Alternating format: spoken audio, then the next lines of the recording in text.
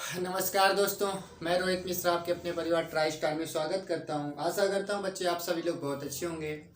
तो बच्चों, आज से हम शुरू करने वाले हैं एसएससी जीडी के लिए अंकित भाटी सर की जो मैथ की अभी न्यू बुक हमारे पास आई है, उस हम बुक को क्या करेंगे, सोल्यूशन करने वाले हैं। याद रखना, अभी मैंने एसएससी जीडी में रीजनिंग की सोल्यूशन कराया, मैं जिसमें 2 वीडियो मैंने कराया। अपना पहला टॉपिक उसमें कौन सा चला था, क्लासिफिकेशन चला था। और आज हम क्या करेंगे, आज हम मैथ देखने वाले हैं। हम क्या देखने वाले हैं, आज मैथ की प्रैक्टिस करने वाले हैं। एसएससी जीडी की जो रोजगार अंकित की किताब आई है, उसकी हम क्या करेंगे, प्रैक्टिस करने वाले हैं। ठीक है, तो इसमें हर एक टाइप को, यानी कि इसमें टाइप की बात क्या करें, इसमें अपनी तरफ से कुछ भी नहीं पढ़ाना। जो बुक में दे रखा है, जो आपके पिछले साल में क्वेश्चन पूछे गए हैं, हमें केवल उनके बारे में पढ़ना है। ठीक है, उनके बारे में पढ़ना है। और ये क्लास आपके लिए बहुत महत्वपूर्ण रहने वाली, क्योंकि आपको पता है किसी भी एग्जाम को देने से पहले उसका प्रीवियस ईयर आपको लगाना ही पड़ता है। इसमें हम सबसे पहले जो अपनी बुक दे रखी है, इस बुक में क्या दे रखा है, पिछले साल का पूरा कलेक्शन दे रखा है, पिछले साल के क्वेश्चन दे रखे हैं। उन क्वेश्चनों को आपको करना है, तो आपको विश्वास मान के इस पुस्तक को पूरा सोल्यूशन हमारे साथ पे करना है। आपके सारे डाउट क्लियर होंगे, साथ ही साथ आपका एक भी क्वेश्चन इससे बाहर नहीं जाएगा। आप प्रीवियस ईयर लगाएंगे तो आपको एक अनुमान लग जाएगा कि एसएससी जीडी में क्वेश्चन कैसे पूछे जाते हैं। ठीक है, और आपको पता है इस बार 60 मिनट में 80 क्वेश्चन आने हैं। इसका मतलब क्या है कि आपकी थोड़ी स्पीड अच्छी होनी चाहिए। और स्पीड यानी कि जो अपनी ये क्लास रहेगी, इस क्लास में हम क्या करेंगे, चीज़ों को बहुत ही शीघ्रता से सीखने का प्रयास करेंगे, अच्छे कंसेप्ट के साथ में। साथ ही साथ जहाँ ट्रिक का यूज होगा तो वहाँ पर ट्रिक का यूज करके हम सीखने वाले हैं। ठीक है, तो चलिए शुरुआत कर लेते हैं। तो ये हमारा टॉपिक कौन सा है, नंबर सिस्टम चलेगा। नंबर सिस्टम पहले पूरा कंप्लीट करेंगे, इसके बाद में दूसरा कोई लेंगे। तो यानी शुरुआत हम कहाँ से करेंगे, शुरुआत हम कर लेते हैं अपने नंबर सिस्टम से कर लेते हैं। आज का पहला क्वेश्चन, उसमें क्वेश्चन के अकॉर्डिंग जो भी क्वेश्चन दे रखा है उसके अकॉर्डिंग ही चल रहा है। ठीक है, अपनी तरफ से कुछ भी इसमें नहीं लिखा गया, जो बुक में है हमें बुक का केवल सोल्यूशन कराना है। तो देख लेते हैं पहला क्वेश्चन आपको क्या दे रखा है। पहला क्वेश्चन दे रखा है कि वह सबसे बड़ी संख्या बताइए, वह सबसे बड़ी संख्या ज्ञात कीजिए जिसके द्वारा 34, 58 और 94 को विभाजित करने पर प्रत्येक मामले में समान शेष रहे। इस पॉइंट को आपको पकड़ना है, यानी कि हर एक कंडीशन में जो रिमाइंडर आएगा, जो शेष फल आएगा, वो कैसा रहने वाला है, समान रहने वाला है, बराबर रहने वाला है। ठीक है, तो ऐसे क्वेश्चन को आपको करना क्या है, आपको बाई ऑप्शन से करना है, आपका शीघ्र हो जाएगा। बनाने का प्रयास करेंगे, टाइम लगेगा, लेकिन जब भी ऐसी बात आए, ये हमारा क्वेश्चन यहाँ पर भी काम करेगा। और एलसीएम एचसीएफ लासा मासा में भी ऐसे क्वेश्चन आते हैं, बड़ी संख्या छोटी संख्या। आप लासा मासा तो पूरा टॉपिक ही हमारा ऑप्शन से हो जाता है। ठीक है, जब वो चैप्टर पढ़ेंगे तो इसमें आपको हम बताएंगे। तो इसमें आपसे पूछा गया कि बताइए ऐसी कौन सा एक ऐसा ऑप्शन है जो भाग देने पर समान शेष देता है, और संख्या कैसी होनी चाहिए, वह संख्या होनी चाहिए विभाजित करने पर प्रत्येक मामले में, यानी कि कोई भी संख्या हो सकती है, वह बड़ी से बड़ी संख्या। और याद रखेंगे सबसे बड़ी संख्या में देखनी है, तो आप कहेंगे सबसे बड़ी संख्या यहाँ पर है क्या, तो आप कहेंगे सबसे बड़ी संख्या तो हमारे पास 12 है। पहले हम 12 को चेक कर लेते हैं, जब 12 से नहीं होगा तब 9 से चेक करेंगे, उसके बाद में 8 से चेक करेंगे, तब 6 से, क्योंकि आपसे बड़ी संख्या कहेगी तो आप सबसे पहले किसका चेक करेंगे, 12 से आप चेक कर लेते हैं। देखिए 12 में आप क्या करेंगे, 34 में से 34 है हमारे पास, 58 है और 94, इसमें आपको 12 से भाग देना है। और भाग देने पर अगर शेष फल सेम आ रहा तो यही हमारा आंसर हो जाएगा। आप भाग देने का प्रयास करेंगे तो आप कहेंगे 12 दूनी 24, 12 30 36 ज्यादा होगा, 12 दूनी 24, 24 10, यानी कि यहाँ पर शेष कितना बचेगा, तो आप कहेंगे 10 बचेगा। अब 12 का भाग इसमें देंगे तो आप कहेंगे 12 चौक 48, 48 10 58, आप कहेंगे 10 यहाँ पर बचेगा। आप 12 के यहाँ पर भाग देंगे, 12 अट्ठे 96 ज्यादा हो जाएगा, 12 सत्ते 84, 84 और 10, 84 10 94 होता है कि नहीं होता है, आप कहेंगे यहाँ पर भी 10 बच रहा है, तो आपका आंसर क्या आएगा, आपका आंसर 12 आ जाएगा। आपका आंसर क्या होगा, आपका आंसर 12 आ जाएगा। तो इस हिसाब से आप और आसानी से क्वेश्चन कर सकते हैं, बाई ऑप्शन से करेंगे तो आपका क्वेश्चन और आसानी से हो जाएगा। ठीक है, चलिए बात कर लेते हैं अगले प्रश्न की। ये हमारा था आज का पहला क्वेश्चन। ठीक है, पहला क्वेश्चन उम्मीद है आपको समझ आया होगा। अब हम बात करेंगे दूसरे प्रश्न की, और ये क्वेश्चन सब हमारे एसएससी जीडी में पूछे गए हैं, प्रीवियस ईयर क्वेश्चन हमारे पास है। ये दूसरा क्वेश्चन हमारे पास क्या है, दूसरा क्वेश्चन हमारे पास है वह सबसे बड़ी संख्या ज्ञात करें जिसके द्वारा, दूसरा क्वेश्चन है वह सबसे बड़ी संख्या ज्ञात करें, वह सबसे बड़ी संख्या ज्ञात करें, सबसे बड़ी संख्या ज्ञात करें, बड़ी संख्या ज्ञात करें, वह सबसे बड़ी संख्या ज्ञात करें, वह सबसे बड़ी संख्या आपको बतानी है जिसके द्वारा 47 95, जिसके द्वारा 47, 95 तथा और 187 को विभाजित करने पर 187 को विभाजित 187 को विभाजित करने पर प्रत्येक मामले में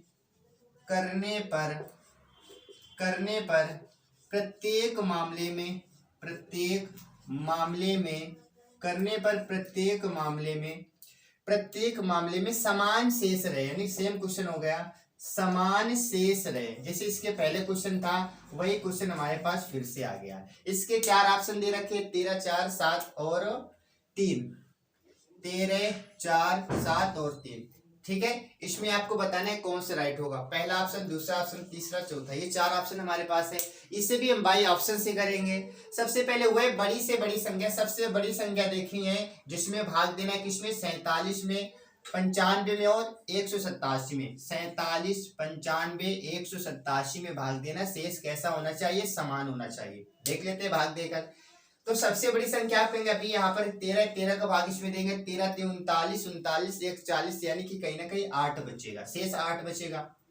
13 का भाग इसमें देंगे, 30 3 91, तो यहाँ पर शेष 4 बचेगा। इसका मतलब आप कहेंगे 13 तो हो नहीं सकता है क्योंकि समान शेष लाना है, 13 नहीं होगा। अब बड़ी संख्या हमारे पास 7 है, 7 का चेक करेंगे, 7 पना 35, 7 छंग 42, 42 5 47, आप कहेंगे 5 बचेगा।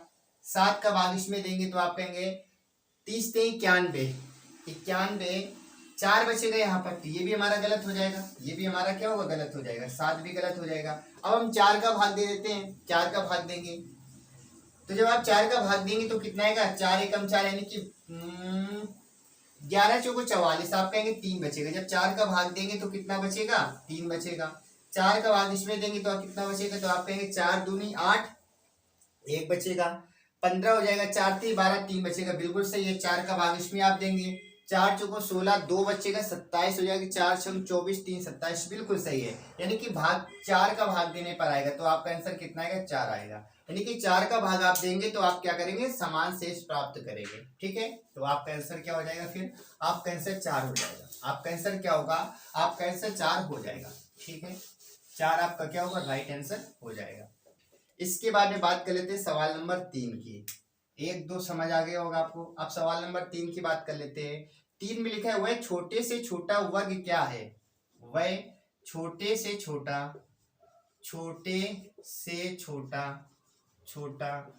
वर्ग क्या है, वह छोटे से छोटा वर्ग क्या है जो 6 और 12 से विभाजित होता है, जो 6 और 12 से विभाजित होता है, 6 और 12 से क्या होता है, विभाजित होता है। इसमें आपको बताना है, और इसके लिए ऑप्शन हमारे पास है 144 196 36, 144 196 36 और 108, ये हमारे पास 4 ऑप्शन है। इसे भी हम बाई ऑप्शन से करेंगे। ठीक है, बाई ऑप्शन से जल्दी आप कर पाएंगे। वह छोटे से छोटा वर्ग बताना है, इनमें से कौन सा ऐसा छोटा वर्ग है जो 6 और 12 से विभाजित हो जाए। सबसे पहले छोटा वर्ग देखेंगे। सबसे पहले आप कहेंगे 108 तो किसी का वर्ग नहीं होता, हटा देंगे। सबसे छोटा वर्ग क्या है, तो आप कहेंगे 36 है। 36 में क्या 6 का भाग चला, आप कहेंगे बिल्कुल जाएगा। क्या 12 का भाग भी चला जाएगा, बिल्कुल चला जाएगा। इसलिए आपका आंसर क्या आएगा, 36 आपका राइट आंसर हो जाएगा। क्योंकि 36 में 6 का भी भाग जाता है, 12 से भी भाग जाता है। ये तो कहा गया कि 6 और 12 से विभाजित होता है, तो बिल्कुल सही है। अगर बड़े से बड़ा पूछ लेता तो दूसरा चेक करते, लेकिन हमसे छोटी संख्या पूछी गई, छोटे से छोटा, तो आप कहेंगे कि आपका 36 क्या होगा, राइट आंसर आ जाएगा। 36 आपका क्या होगा, 36 आपका राइट आंसर हो जाएगा। ठीक है, इसके बाद सवाल नंबर 4 की बात कर लेते हैं। लिखा है, वह छोटे से छोटा घन कौन सा होगा। 4 नंबर क्या है, वह छोटे से छोटा घन कौन सा होगा। वह छोटे से छोटा घन कौन सा होगा, वह छोटे से छोटा घन कौन सा होगा। ठीक है, जो 5, 10 और 15 से पूर्णतया विभाजित होता है, जो 5, 10 व 15 से पूर्णतया विभाजित होता है, पूर्णतया विभाजित होता है। ठीक है, विभाजित होता है, ये आपको बताना है। इसके लिए हमारे पास विकल्प दे रखे हैं 24,000, 21,000, 64,000। 24,000, 21,000, 64,000, 27,000। इसमें आपको बताना है कौन सा राइट हो जाएगा। सबसे पहले आप कहेंगे घन की बात हो रही है, सबसे पहले घन की बात हो रही है, तो आप कहेंगे घन में 2400 तो किसी का घन नहीं होता है, और साथ ही साथ 2100 भी किसी का घन नहीं होता। बचे हमारे पास दो ऑप्शन, तो ऐसे ही आपके कट गए, बचे दो। अब बात कहिए छोटे से छोटा बताना है, तो बताइए 64, 27 में छोटा क्या है, तो आप कहेंगे 27 है। अब इसे एक बार चेक कर लेते हैं, है ना। अब इसे चेक कर लेते हैं कि हमारा इस पे नियम फॉलो कर रहा है या नहीं कर रहा है। इसमें 5 का भाग दे, 10 का दे, 15 का दे, पूर्णतया विभाजित हो जाए, तो आप कहेंगे 5 से तो बिल्कुल चला जाएगा, क्योंकि लास्ट में 0 है, 5 का चला जाएगा, लास्ट में 0 है, 10 का चला जाएगा। अब 15 का और चेक कर लेते हैं, तो आप कहेंगे 5, इसे 3 से काटेंगे, 3 5 15, 3 त्रिका 9। अब ये 5 है, 5 0 है, तो ये तो बिल्कुल कट जाएगा, तो आपका आंसर क्या होगा, 27 आपका क्या होगा, राइट आंसर आ जाएगा। 27 ही क्या होगा, आपका सही आंसर हो जाएगा, आगे चेक करने की जरूरत ही नहीं। तो आप ऐसे इजीली सॉल्व कर सकते हैं ऐसे सवालों को। इनमें ऐसे सवालों में टाइम बिल्कुल भी नहीं लगेगा, आप इजीली बाई ऑप्शन से करेंगे तो आपका जल्दी से हो जाएगा। ठीक है, क्वेश्चन नंबर 5 की बात कर लेते हैं। क्वेश्चन नंबर 5 आपसे क्या पूछा गया है, क्वेश्चन नंबर 5 आपसे पूछा गया है, वह बड़ी से बड़ी संख्या कौन सी होगी जो, वह बड़ी से बड़ी संख्या, बड़ी से बड़ी संख्या, वह बड़ी से बड़ी संख्या, वह बड़ी से बड़ी संख्या कौन सी होगी, संख्या कौन सी होगी, वह बड़ी से बड़ी संख्या कौन सी होगी जो 398, 437, जो 398, 437 तथा 5425 से भाग देने पर 7, 12 और 2 शेष बचता है, 7, 12 व 2 शेष बचता है, व 2 शेष बचता है, 2 क्या है, शेष बचता है। ठीक है, इसके लिए भी हमारे पास ऑप्शन दे रखा है 11, 15, 19, 17, 11, 15, 19, 17। इसमें आपको बताना है कौन सा ऑप्शन राइट हो जाएगा, तो इसे भी हम बाई ऑप्शन से करेंगे।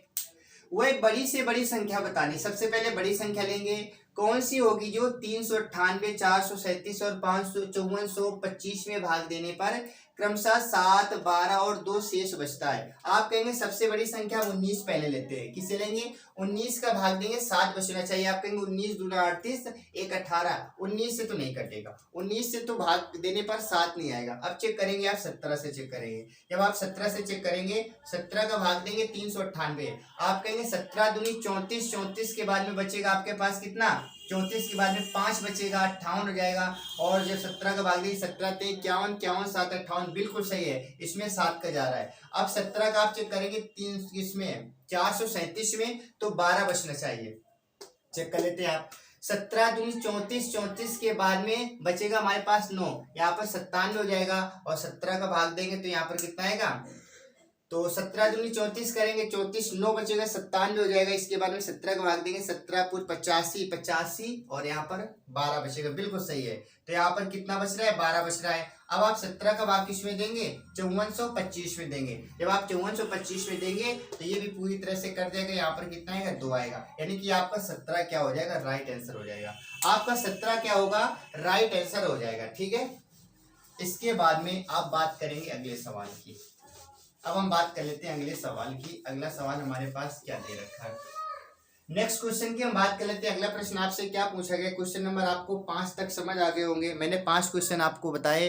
अब हम बात कर लेते हैं क्वेश्चन नंबर 6 की बात कर लेते हैं। 6 में आपसे क्या पूछा गया है, क्वेश्चन नंबर 6 से पूछा गया है कि एक 9 अंकों की संख्या, एक 9 अंकों की संख्या, एक 9 अंकों की संख्या, 9 अंकों की संख्या, वो कौन सी संख्या है, एक 9 अंकों की संख्या दे रखी है कितनी, 89, 56, 3x, 89, 56, 3x और क्या दे रखा है 89 56 3x 87y संख्या 87y संख्या संख्या ये जो संख्या है ना ये संख्या 72 से विभाज्य है तो 72 से विभाज्य है तो 72 से विभाज्य है तो आपको बताना क्या है आपको बताना है √7x माइनस का 3y का मान क्या होगा इसका मान आपसे पूछा गया है यानी कि कहीं ना कहीं आपसे विभाज्यता का नियम पूछा गया है डिविजिबिलिटी रूल आपसे पूछ लिया गया तो आप आसानी से बता सकते हैं यानी कि आपसे पूछा किसके बारे में 72 सबसे पहले आप इस 72 को पकड़ेंगे 72 के नियम बनाएंगे आप तो कहेंगे 72 में किसका भाग जाता है तो आप कहेंगे 72 में 9 गुणा 8 करेंगे 9 गुणा 8 करेंगे यानी कि जहां पर 9 का नियम लगेगा 8 का नियम लगेगा वहां पर किसका लग जाएगा 72 का नियम लग जाएगा। अब ये संख्या में यहाँ पर उतार लेते हैं संख्या हमारे पास है 89563x 87y इसमें से आपको करना क्या है 2 नियम लगाने हैं एक तो 8 का लगाना है दूसरा 9 का नियम लगाना है तो सबसे पहले आप 8 का नियम लगाएंगे 8 का नियम आप अच्छे से जानते हैं 2 का नियम में लास्ट की एक संख्या 4 के नियम में लास्ट की 2 संख्याएं और 8 के नियम में लास्ट की 3 संख्याएं चेक करते हैं तो पहले आप 8 का नियम चेक करेंगे तो लास्ट की 3 संख्याएं देखेंगे कितनी संख्याएं देखेंगे तो आप कहेंगे लास्ट की 3 संख्याएं देख लेते हैं तो यहाँ पर देखेंगे ये लिखा है यहाँ पर कितना 87y की जगह हम क्या ऐसा लिख दे जिसमें 8 का भाग पूरी तरह से चला जाए तो आप कहेंगे अगर यहाँ पर 1 लिखेंगे तो कभी नहीं जाएगा 1 से तो कभी नहीं जाएगा क्योंकि विषम संख्या हो जाएगी अगर आप यहाँ पर 2 लिखेंगे तो 8 एकम 8 8 नमक 72 बिल्कुल सही है यानी कि y का मान क्या हो जाएगा तो आप कहेंगे 2 हो जाएगा y का मान क्या हो जाएगा 2 हो जाएगा। अच्छा अब आपको 9 का नियम चेक करना है 9 का नियम आप अच्छे से जानते हैं कि क्या करते हैं डिजिट का सम करते हैं या फिर जहां जहां पर 9 मिलेगा मुझसे काटेंगे 9 से आप 9 काट देंगे 6 3 9 कट जाएगा इसके बाद में आप कहेंगे क्या 8 5 13 13 के बाद में 13 और ये 8 हमारे पास ठीक है या फिर आप ऐसे काटे 7 2 9 कट जाएगा बिल्कुल सही है 7 2 9 कट जाएगा बचेगा हमारे पास 8 5 13 13 और 7 21 बचेगा क्या बचेगा 21 बचेगा और साथ में क्या है x है 21x बचेगा। यहाँ पर x का मान क्या ऐसा लिख दें कि वो 9 से कट जाए तो आप जानते हैं 9 3 27 हो जाएगा। यदि आप x का मान क्या लिख दें x का मान 7 लिख दें तो 21 है कितना हो जाएगा 27 हो जाएगा। यानी कि आप x की जगह क्या लिख सकते हैं 6 लिख सकते हैं x का मान 6 और इसके बाद में y का मान क्या 2। अगर आप ऐसा लिखेंगे तो आपकी संख्या पूरी तरह से क्या होगी विभाजित हो जाएगी। ठीक है तो अब आपसे पूछा गया इसका मान बताने तो x की जगह लिखेंगे कितना 6 और y की जगह क्या लिखेंगे 2 लिखेंगे। तो देखो यहाँ पर रख देते हैं। आपसे पूछा गया है √7x माइनस का 3y लिखेंगे आप 7 गुणा x का मान कितना है 6 माइनस 3 गुणा y का मान कितना है 2 है। ठीक है अच्छा इसके बाद आप क्या करेंगे 7 छंग 42 करेंगे माइनस का 3 दूना 6 करेंगे 42 में 6 घटा देंगे तो आपका कितना आएगा 36 आएगा और 36 से जब आप बाहर निकालेंगे तो आपका आंसर कितना आएगा 6 आएगा। आंसर कितना आएगा 6 आएगा। ठीक है इंपॉर्टेंट क्वेश्चन था। ऐसे क्वेश्चन जरूर हम एग्जाम में परेशान करते हैं। सबसे पहले कहा गया कि एक 9 अंकों की संख्या है। ठीक है ये संख्या 72 से पूरी तरह से कटेगी। अब 72 से कटने का मतलब होता है कि इसमें 9 का भी भाग जाएगा और 8 का भी भाग चला जाएगा। अब इसमें हमें क्या करना है 9 का नियम लगाना है 8 का नियम लगाना है। 8 का नियम क्या होता है लास्ट की 3 संख्याएं देखते हैं और 9 का नियम क्या होता है नंबर का सम करते हैं या फिर 9 जहां पर दिखता है हम काट देते हैं। यहाँ पर मैंने क्या देखा कि यहाँ पर अगर 1 लिखेंगे तो 8 से नहीं कटेगा। मैंने यहाँ पर 2 लिखा जैसे 2 लिखा तो ये 8 से पूरी तरह से विभाजित हो जाएगी। और इसके बाद में अब 9 का नियम लगाना है तो 9 के नियम के लिए हम क्या करेंगे x का मान क्या लिखेंगे 6 लिखेंगे। x का मान क्या लिखेंगे 6। जैसे आप यहाँ पर 6 लिखेंगे यहाँ पर 2 लिखेंगे तो यहाँ पर 8 का भी नियम लगेगा और साथ ही साथ 9 का भी नियम लग जाएगा। ठीक है तो इस प्रकार से आपका आंसर क्या आएगा तो आप कहेंगे 6 आपका क्या होगा राइट आंसर हो जाएगा। ठीक है इसी प्रकार से और भी क्वेश्चन देख लेते हैं। ये क्वेश्चन नंबर हमारा था 6। अब हम क्वेश्चन नंबर 7 की बात कर लेते हैं। क्वेश्चन नंबर 7 आपसे क्या पूछा गया है 7 की यदि हम बात करें 7 में लिखा है यदि 6 अंकों की संख्या यदि 6 अंकों की संख्या 6 अंकों की संख्या यदि 6 अंकों की संख्या 6 अंकों की संख्या 4x 573y, 4x 573y, ठीक है। 6 अंक हो गए ना, 3 3 6, बिल्कुल सही है। 6 अंकों की संख्या हमारे पास ये है। संख्या 72 से विभाज्य है। ये जो संख्या है ये संख्या किससे विभाज्य है? तो संख्या 72 से विभाज्य है। 72 से क्या है? संख्या 72 से विभाज्य है। तो आपसे पूछा क्या गया है? आपसे पूछा गया है तो बताइए x प्लस वाई का मान क्या होगा?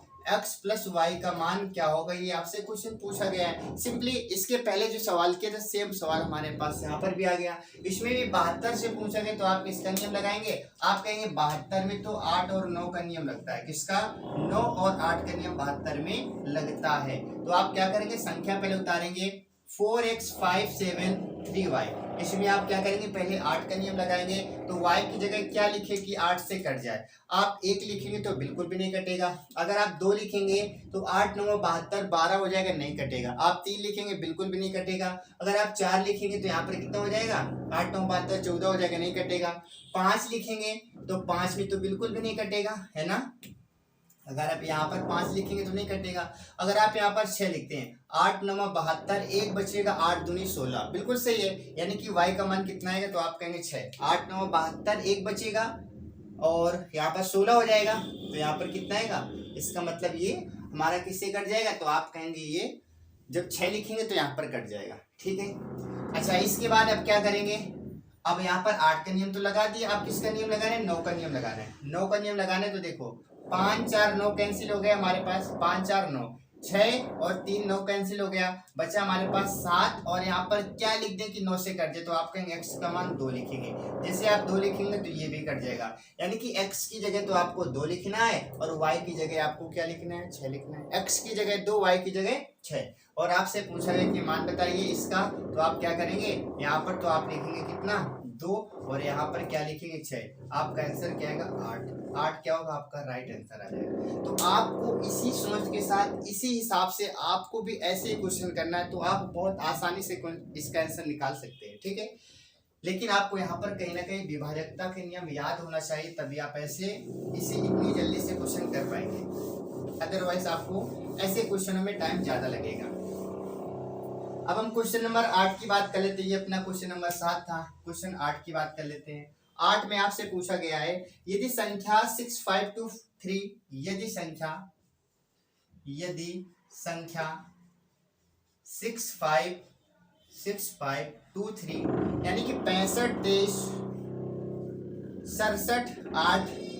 67 8 PQ, ठीक है। PQ 99 से विभाज्य, तो P व Q का मान बताइए। 99 से विभाज्य है, 99 से क्या है? विभाज्य है। तो आपको P और Q का मान बताना है। P Q का मान बताइए। P और Q का मान क्या होगा? ये आपसे क्वेश्चन पूछा गया, ठीक है। तो देख लेते हैं।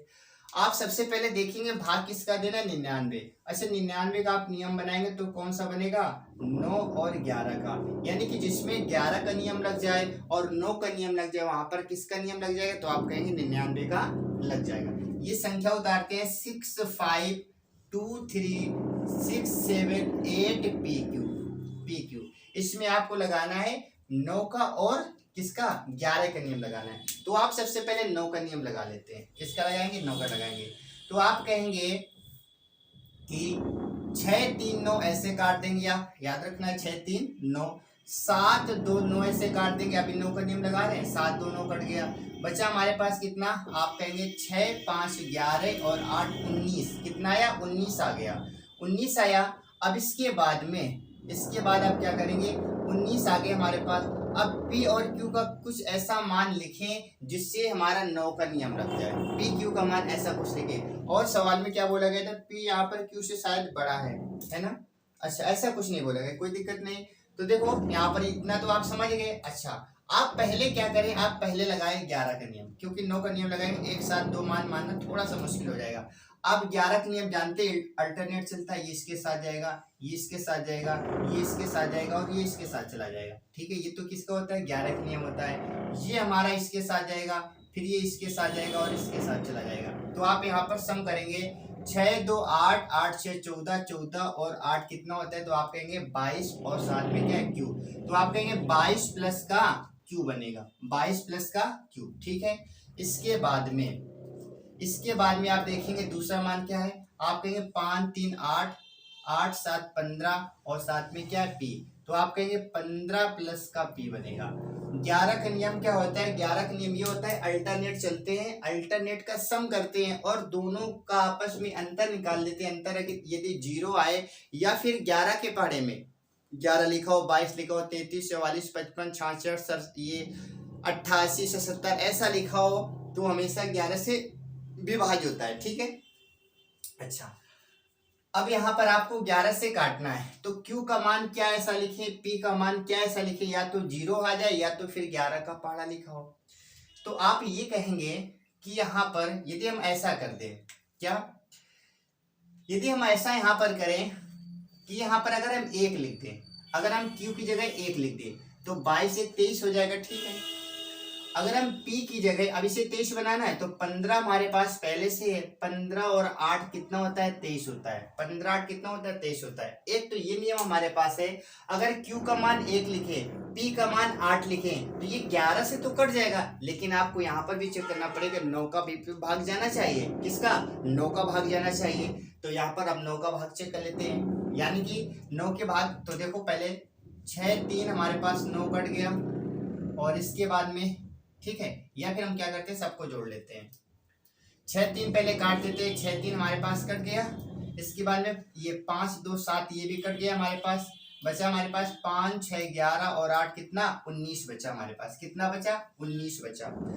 P और Q का मान कुछ ऐसा लिखें जो 9 से कटे, अगर P Q का मान यहाँ पर कितना है 8 1 9, इसमें 9 जोड़ेंगे तो कितना है, तो आप कहेंगे 19 और 9 28 आ जाएगा, यानी कि आप 28 लिखेंगे तो आप कहेंगे 28 से, तो ये 9 का नियम गलत हो जाएगा। 28 आप लिखेंगे तो 9 का भाग तो नहीं जाएगा, इसका मतलब आप कहेंगे कि यहाँ पर 1 8 तो लिखना गलत हो जाएगा, 1 8 लिखना क्या हो जाएगा गलत हो जाएगा। अब इसके बाद आप क्या सोचेंगे, यहाँ पर याद रखना 19 है, तो यहाँ पर लिखने से क्या होगा नहीं बनेगा।